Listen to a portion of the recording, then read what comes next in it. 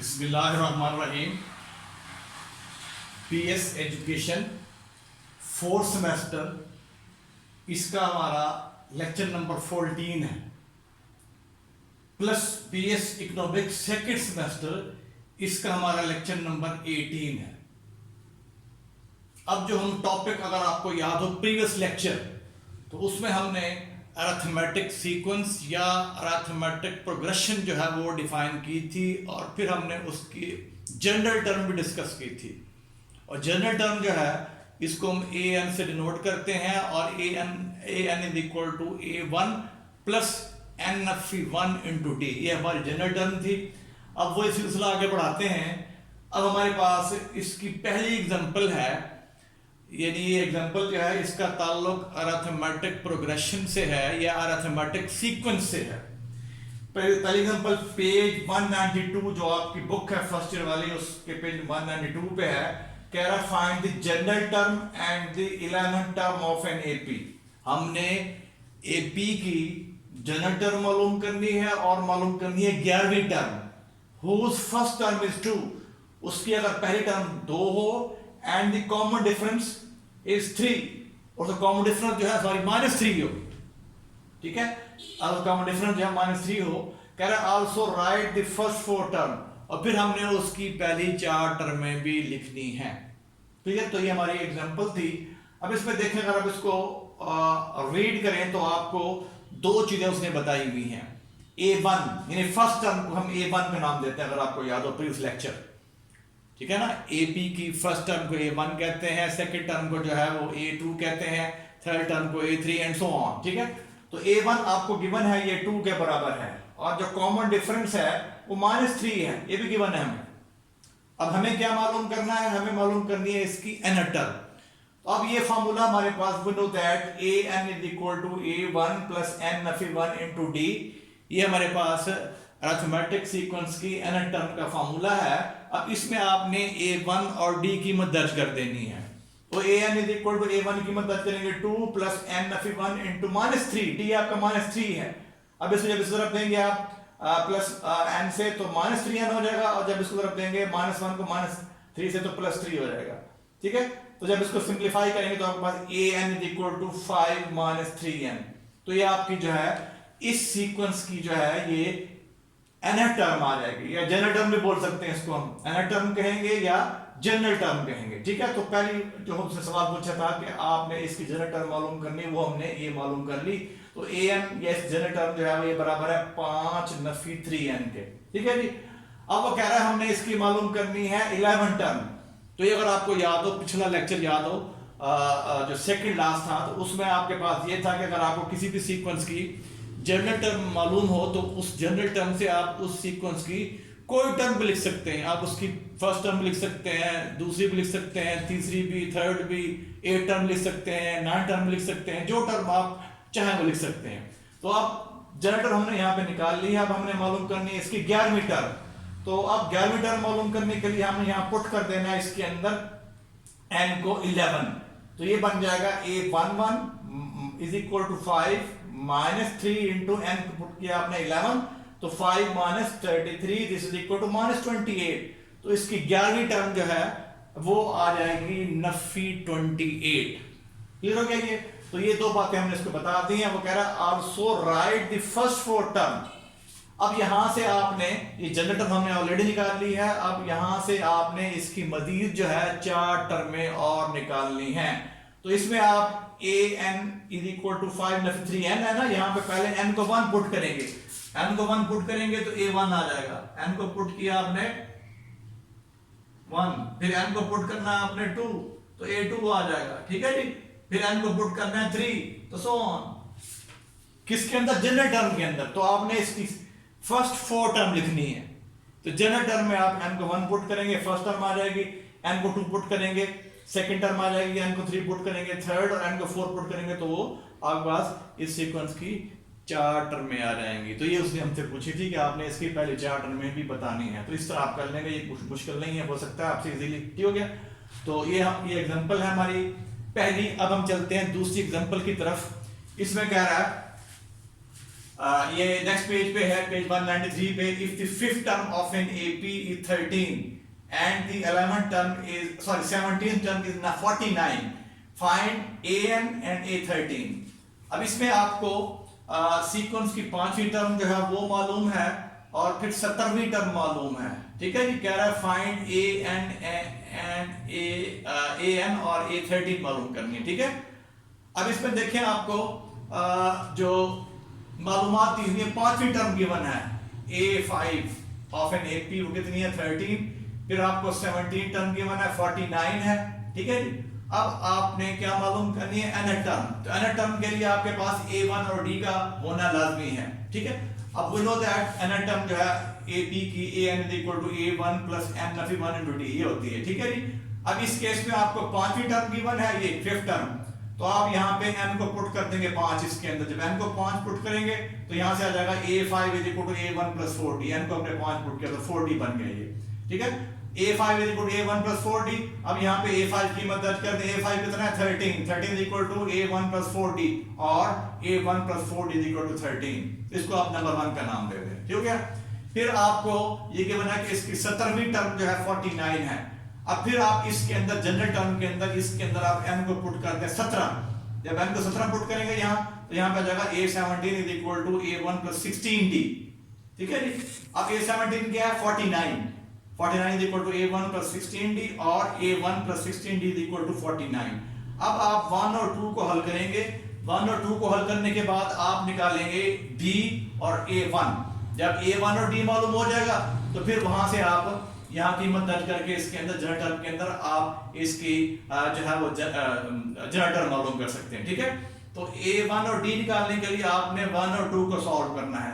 तो क्या आप क्या करेंगे, आप 2 में से 1 को हमने सब्ट्रैक्ट कर देना है, 2 minus 1।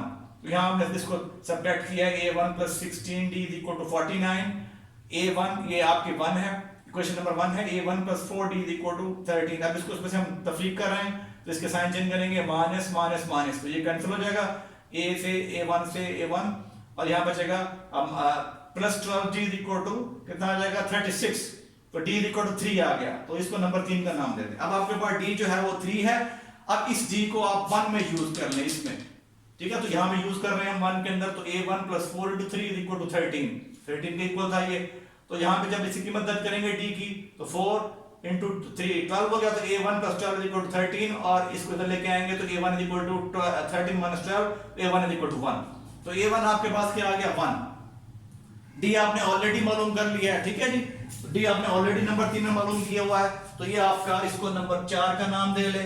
अब आपने a1 और d को इसमें यूज कर लेना है, इसके अंदर जो जनरल टर्म थे हमारे पास। तो an is equal to a1 plus n of 1 into d, तो an is equal to ये आ जाएगा this is equal to 1 plus यहाँ पे d की कीमत दर्ज की है 3n minus 3 और जब इसको सिंपलीफाई करेंगे तो an is equal to आ जाएगा 3n minus 2। तो ये हमारे पास इसकी जनरल टर्म आ जाएगी किस सीक्वेंस की, इस सीक्वेंस जिसकी आपको 5वीं और 17वीं टर्म मालूम है, ठीक है।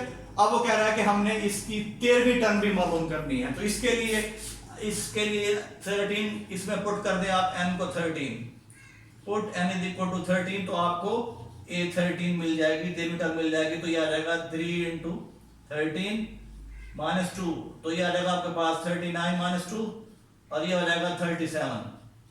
तो ये इसकी जो है वो 13th टर्म है, ठीक हो गया क्या। तो ये हमने इसकी 2 एग्जांपल की हैं। सेकंड एग्जांपल के अंदर आपको 5th टर्म मालूम है जो कि 13 है और फिर 17th टर्म मालूम है जो कि 49 है, और वहां पे हमने जो मालूम करना है हमें an मालूम करनी है और a13 मालूम करनी है, ठीक है जी। तो अब हमने an के लिए क्या किया है, an का फार्मूला हम जानते हैं, n is equal to a1 plus n of 1 into d। अब हमें क्योंकि 5वीं टर्म गिवन है तो इसमें हम n को पुट कर देते हैं 5 इसके अंदर। n को 5 पुट करेंगे तो a5 is equal to a1 plus 4d आ जाएगा। अब a5 आपको 13 के इक्वल गिवन है तो 13 हमने यहाँ रख दिया, 13 is equal to a1 plus 4d, a1 plus 4d equal to 13, इसको नंबर 1 का नाम दे लें। फिर आपको 17 टर्म गिवन है, फिर इसके अंदर आप फिर दोबारा इसके अंदर n को पुट करके 17, तो we get a17 is equal to a1 plus 16d। a17 क्या है 49, ठीक है जी। तो जब इसको फिर सिंपलीफाई करेंगे तो ये आ जाएगा a1 plus 16d is equal to 49। अब 1 और 2 को हल कर लें, 1 और 2 को हल करके आपने डी और A1 निकाल लेना है। तो पहले हम दो में से एक को तफरीक कर रहे हैं, जो कि मैंने यहाँ पे तफरीक किया, डी आ गया 3, इसको नंबर 3 का नाम देते हैं। फिर आप इस डी को जो है पहली में यूज कर ले, डी की कीमत को, तो आपके पास A1 आ जाएगा, वो जो कि 1 आ रहा है, ठीक है। इसको नंबर 4 कह लें। अब आपने ये कीमतें सारी इसके अंदर दर्ज कर देनी जनरल टर्म के अंदर। यहाँ पे आपने पुट करना है A1 को 1 और डी को पुट करना है 3। तो यहाँ से आपके पास कीमत दर्ज की हमने, मुख्तसर की हमारे पास an जो है जिसकी 3n-2 आ जाएगा। तो ये इसकी जनरल टर्म है। अब वो कह रहा है हमने इसकी 13 टर्म भी मालूम करनी है। जैसा कि हम ऑलरेडी जानते हैं, अगर आपको जनरल टर्म मालूम हो तो जनरल टर्म से उस सीक्वेंस की बाकी तमाम टर्म है, जो टर्म भी वो चाहता है वो हम लिख सकते हैं, ठीक है। अब वो चाह रहा है कि हमने उसकी 13वीं टर्म लिखनी है, तो उसके अंदर आप जनरल टर्म के अंदर n को पुट कर देंगे 13, तो आपके पास जो A13 है वो आ जाएगी मुख्तसर करने के बाद 37। तो ये आपकी एग्जांपल नंबर 2 हो गई। फिर हम आगे चलते हैं।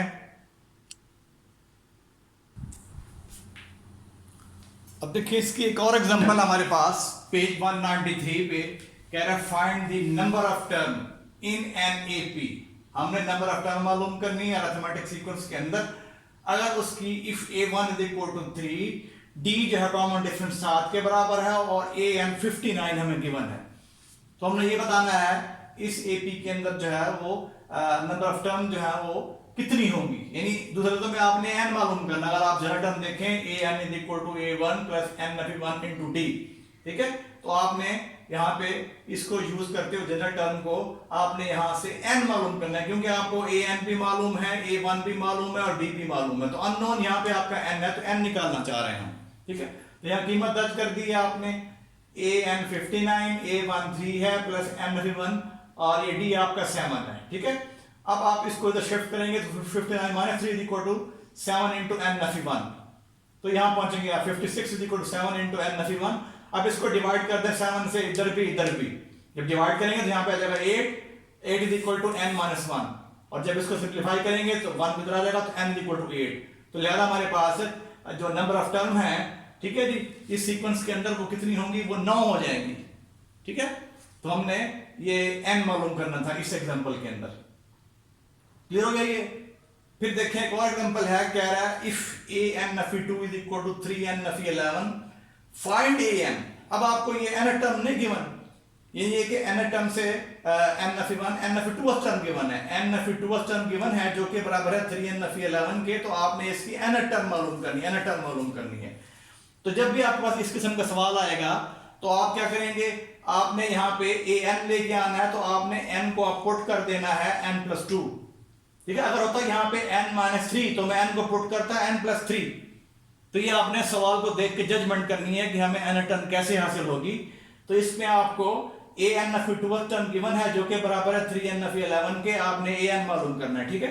तो अब आपने for an we have to find an, we put n equal to n+2, इसके अंदर आपने पुट कर देना है, इसके अंदर n को n+2 पुट करेंगे जब इन द गिवन टर्म इसके अंदर, तो n+2 -2 is equal to 3 into n+2 -11। तो ये नफी तो जमा तो कैंसिल, तो जहां पास सिंपल बच जाएगा an is equal to 3n और प्लस कितना हो गया 6 -11।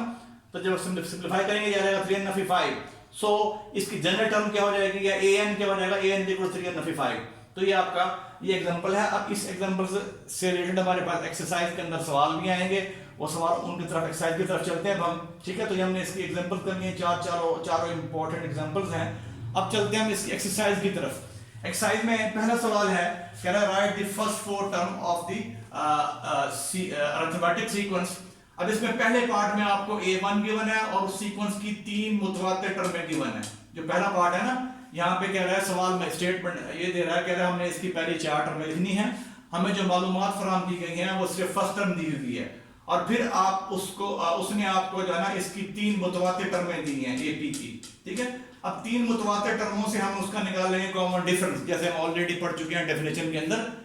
तो A1 आपका 5 हो गया, D निकाल सकते हैं यहाँ से, D क्या है A2 नफी A1, ठीक है। ये फर्क करें, आपके पास A2 है, A1 है, ठीक है जी, या ये A3 कह लें, A2 कह लें, ठीक है। तो वो भी कह सकते हैं आप, कोई भी नाम दे लें। तो ये आ जाएगा A3 - A2, तो ये आपके पास ये बनेगा कितना 26 नफी 23 यानी ये आ जाएगा 3, यानी कोई सी दो मुतवातिर टर्मों का फर्क, इन दो का फर्क ले सकते हैं, इन दो का फर्क ले सकते हैं। वो आपके पास डी आ जाएगा, डी क्या आ जाएगा 3 आ जाएगा। ठीक हो गया। अब डी मालूम है आपको, a1 मालूम है, हमने क्या मालूम करना है a2। तो a2 जो है this is equal to a1 plus 4 a1 plus d। कैसे आएगा? अगर आपको जनरल टर्म याद हो तो जनरल टर्म में आपने ये जनरल टर्म लिखी थी हमने, an is equal to a1 plus n नफी 1 इनटू d, याद है ना। तो इसमें आपने n को पुट किया है 2, n को 2 पुट किया यहां पे।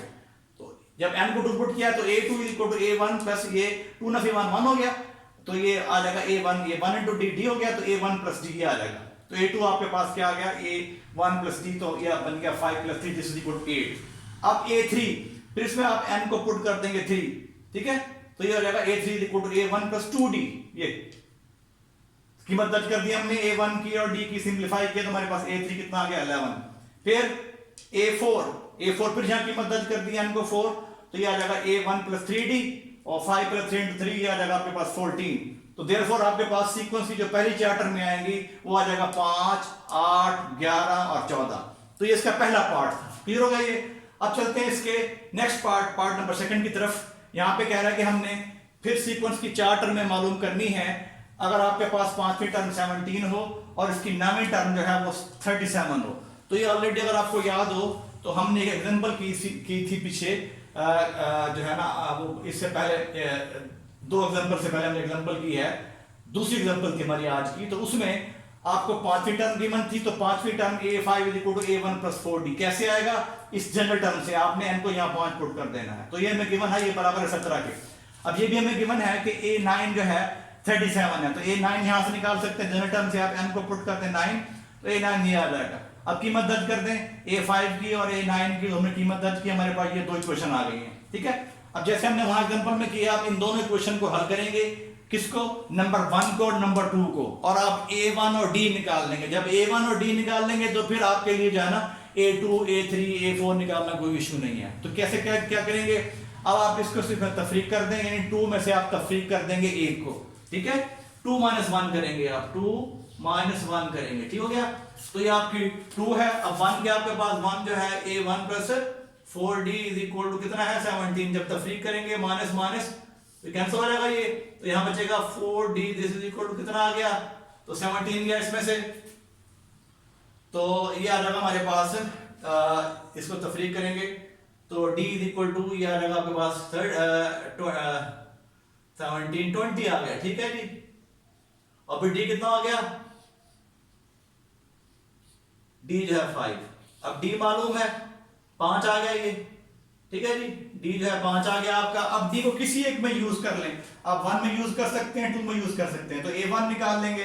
जब a1 मालूम है, d मालूम है, तो फिर आपने a2 निकाल लेना है, a3 निकाल लेना है, a4 निकाल लेना है। क्लियर हो गया ये। ठीक है। तो लिहाजा आपके पास इस तरीके से आपके पास सीक्वेंस की 4 टर्म में आ जाएंगी। ठीक है जी। a1 आ जाएगी, a2 आ जाएगी, a3 और a4 आ जाएगी। तो ये आपके पास एक्सरसाइज का क्वेश्चन नंबर जो है ये 1 हो गया। क्लियर हो गया ये। अब देखिए हमारे पास इसका क्वेश्चन नंबर 2 है। क्वेश्चन नंबर 2 में कह रहा है कि if an(3) is equal to 2n - 5। ये अगर आपको याद हो, भी हमने एग्जांपल भी की थी ऐसी कैटेगरी की। क्वेश्चन 2 एक्सरसाइज 6.2 कह रहा है if an(3) is equal to 2n - 5, कह रहा है then find its nth term, यानी हमने an मालूम करना है। ठीक है। तो इससे पहले अगर आपको याद हो, हमने एग्जांपल की है, एग्जांपल नंबर गालबन 3 थी या 4 थी, तो उसमें पुट किया था हमने n को n + 2, क्योंकि वहां पे -2 था। अब यहाँ पे -3 है तो n को पुट करेंगे n + 3। आपने इस तरह इसको यहाँ पे n को पुट करना है, n को रिप्लेस करना है n + 2 या 3 से, कि आपके पास ये नफी 3 कैंसिल हो जाए। तो put n = 1 + 3 in the given term, यानी इस टर्म के अंदर आपने n को पुट कर देना है n - 3। तो वी विल गेट, हम यहाँ पुट कर रहे हैं n को n + 3 से रिप्लेस कर रहे हैं, n + 3 - 3 is equal to 2 × n + 3 - 5।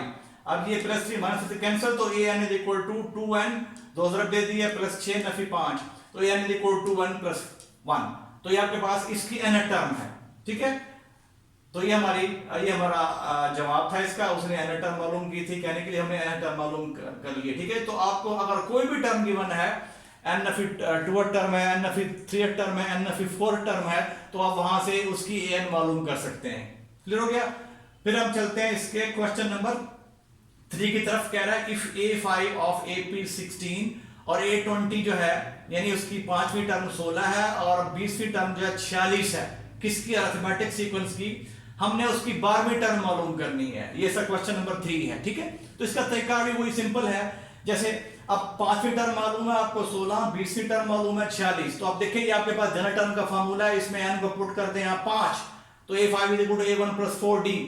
ठीक है जी। अब A5 क्या 16, तो 6 is equal to A1 plus 4D। अब और A1 plus 4D is equal to 16, इसको नंबर 1 का नाम दे लें। फिर देखिए आपको ये भी गिवन है कि इसकी 20th जो टर्म है वो 46 है, तो इसमें आप अगर आप जनरल टर्म के अंदर n को पुट कर देते हैं 20, तो A20 is equal to A1 plus 19D। अब इसकी कीमत क्या है 20 की 46 पुट कर दिया हमने, इसको सिंपलीफाई किया तो A1 plus 19D is equal to 46। ठीक है, ये आपके पास दूसरी क्वेश्चन आ गई। अब आपने इन दो को हल कर लेना है, इन दो इक्वेशन को, जैसे हमने पिछले सवाल में किया है। तो 2 नफी 1, इक्वेशन 2 में से 1 को तफरीक कर दिया साइड बाय साइड, यहाँ पे तफरीक कर रहे हैं, तो 2 माइनस 1 पे यहाँ से तफरीक किया तो ये माइनस माइनस वन से कैंसिल हो जाएगा, तो यहाँ बचेगा 15D is equal to 30, D is equal to कितना आ गया 2। अब D2 आ गया, इसको नंबर 3 का नाम दे लें, अब इसको 1 में यूज कर लें आप। ठीक है, D की जो कीमत निकाली है हमने 2, इसको आप 1 में यूज कर लेंगे। इसमें यूज करेंगे तो आपके पास जो है use it in number 1 we have A1 plus 4 into 2 is equal to 16, तो ये 8 हो गया, तो A1 इधर प्लस 8 है जब माइनस 8 हो जाएगा तो A1 इज इक्वल टू 8, तो A1 आपका 8 हो गया। ठीक है जी। अब हमें चाहिए इसको नंबर 4 का नाम दे दें, हमें चाहिए इसकी 12वीं टर्म, जो क्वेश्चन में स्टेटमेंट दे रहा है हमें। तो 12वीं टर्म के लिए आप ये जनरल टर्म जो है इसमें n को जब 12 पुट करेंगे तो 12वीं टर्म ये आ जाएगी A12 is equal to A1 plus 11D। ठीक है, तो यहाँ पे हमने कीमत दर्ज कर देनी है किसकी, A1 की और D की। A1 कितना आपके पास 8 और D कितना है 2, और जब इसको सिंपलीफाई करेंगे तो आपके पास A12 जो है ये आ जाएगी 30। ठीक हो गया, तो ये आपके पास क्वेश्चन नंबर इसका 1 है, 2 है, 3 है। क्वेश्चन नंबर 4, 5 आप खुद करेंगे। क्लियर हो गया ये। फिर बाकी इंशाल्लाह हम नेक्स्ट टाइम स्टार्ट करेंगे इंशाल्लाह। अल्लाह हाफिज।